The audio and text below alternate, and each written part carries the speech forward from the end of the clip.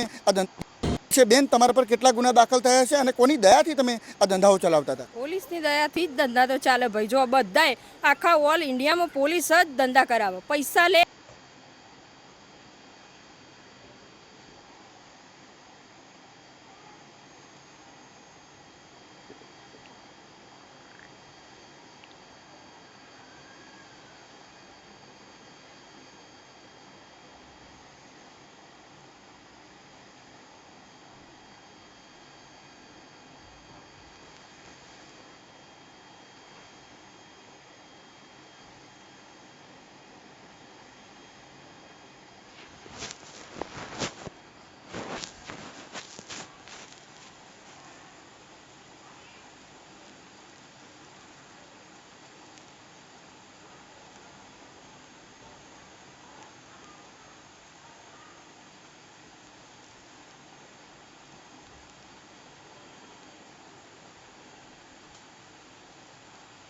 એમનું ઘર ભરાય અને અમને કે તમે ધંધો કરો, ગુજરાન હેડ, બસ એ રીતે.